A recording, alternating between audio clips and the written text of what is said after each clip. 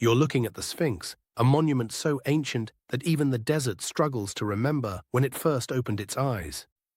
And as you listen to the wind brushing across the limestone, one question echoes louder than all others. Is this monument far older than we've been told? Because carved into its body, etched by something long forgotten, lie marks, deep, curved, and surprisingly smooth, like fingerprints from a world that no longer exists. And those marks are where our journey begins. You've probably heard the official story. The Sphinx was carved around 2500 BCE during the reign of Pharaoh Khafre. That is what textbooks repeat, and that is what most archaeologists defend. But as you look closer, the surface of the monument tells a different story, one that refuses to stay silent. Those erosion patterns, those vertical grooves and rounded cavities, don't look like the work of wind-blown sand. They resemble something else entirely, water, and not occasional rainfall, but heavy, consistent, prolonged water over centuries. And that alone is enough to shake the foundations of everything we think we know about ancient Egypt. Imagine this. The Sphinx sitting through an age when the Giza Plateau was not an arid desert, but a region drenched in intense, repeated rainfall. To find such a climate, you'd have to travel thousands of years deeper into the past, long before Egypt's first pharaohs, long before recorded history, long before the Sahara dried into the wasteland we see today. And so the Sphinx stands as a quiet contradiction, a colossal anomaly carved in stone. Now walk with me along the body of the Sphinx, its paws outstretched, its torso sinking into the pit where it has been buried and uncovered many times across millennia. Look at the enclosure walls surrounding it. Weathered, carved into curving profiles, you can trace the patterns with your fingers. Vertical channels, scoop depressions, and edges worn smooth like river stones. If you didn't know where you were, you might think you were in a canyon shaped by flowing water. This is the heart of the Sphinx erosion controversy, where two voices argue across time. On one side, Egyptologists insist the Sphinx fits neatly into the Fourth Dynasty and that the erosion is caused by wind, sand, and periodic flooding of the enclosure. On the other side stand geologists, independent researchers, and those who trust only what the stone reveals. They point to the unmistakable signature of rainfall erosion, a type of weathering Egypt hasn't experienced since long before the first pyramid rose from the desert.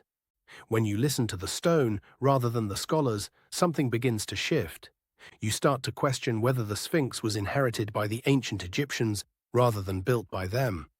You start to wonder whether they found it already watching the horizon, carved by a culture far older, perhaps lost, perhaps forgotten, perhaps erased by time itself. Because the Sphinx isn't just old, it may be a survivor. Now consider the history written not in papyrus scrolls, but in rock. Geological studies, seismic surveys, and sediment analysis have suggested that the Sphinx enclosure might have been exposed to thousands of years of heavy rainfall, the kind associated with the African humid period, long before dynastic Egypt existed. If this is true, then the Sphinx may be older by several millennia, possibly even dating back to a time when the Sahara was green, fertile, and inhabited. But who lived there? Who carved such a monument? And why?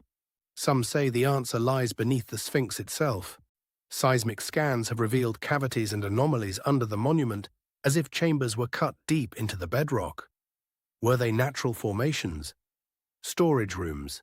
Something ceremonial? Something hidden? No one truly knows, and that uncertainty is part of the mystery. Permission to explore them has been limited, creating a fertile ground for theories, some cautious, some wild, some deliberately ignored. And yet, in the midst of speculation, the simplest evidence remains the most compelling. The erosion. It does not lie, it does not mislead. It simply records what happened.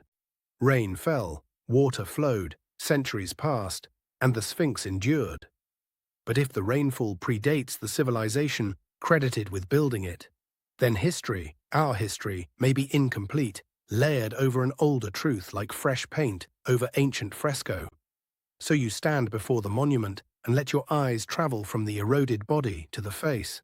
The face is different. It is smoother, less scarred, clearly altered. Some believe the head was recarved in dynastic times, perhaps reshaped to resemble a pharaoh long after the original figure had crumbled.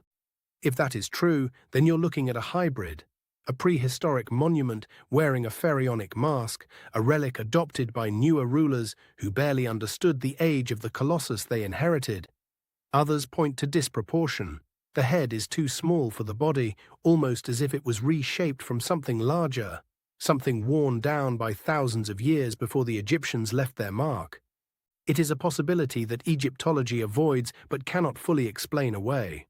And as you follow these clues, erosion, geology, climate, architecture, proportions, you start to sense the outline of something vast.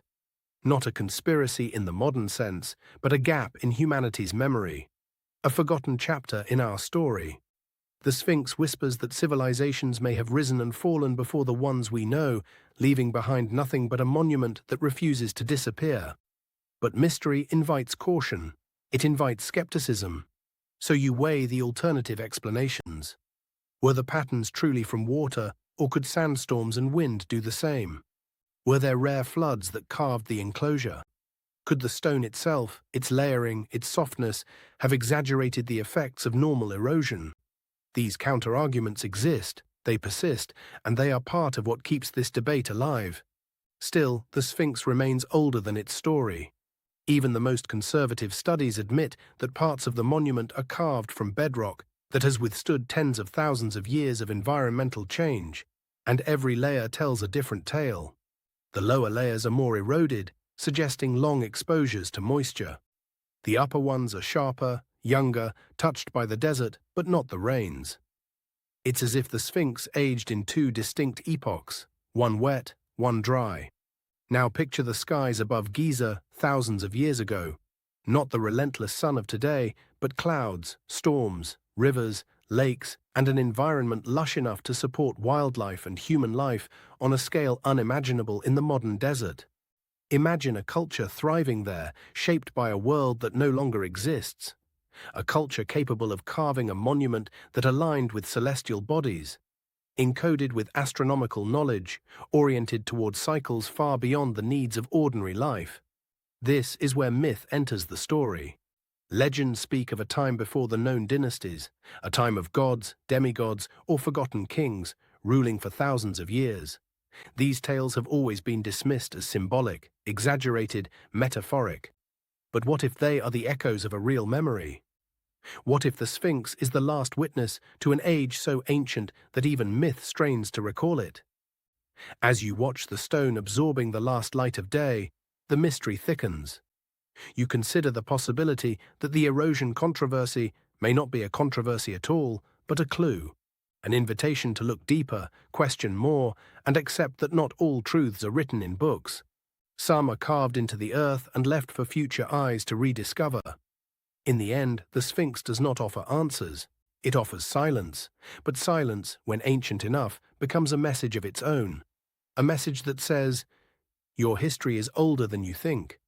A message that challenges you to imagine a civilization capable of shaping stone with purpose, knowledge, and precision long before the deserts formed. A message that asks you to look beyond the accepted timeline and into the shadows where forgotten chapters lie waiting. And as you listen to that message, you realize something profound. The mystery of the Sphinx is not only about erosion, or geology, or conflicting dates. It's about humanity's memory, and how easily it slips away. It's about the fragments left behind, too large to ignore, yet too mysterious to explain. And it's about you standing here now, wondering whether the truth survived after all, hidden in plain sight, staring at you through the eyes of the world's oldest enigma. The Sphinx does not move, does not speak, does not reveal. It simply endures. And in its endurance, it asks you to decide what you believe. The story written by scholars, or the story carved by water, one fleeting, one eternal. And as the desert night settles over the plateau, you feel the weight of the unanswered questions, not as a burden, but as an invitation. Because mysteries are not walls, they are doors. And the Sphinx may be the oldest doorway of all.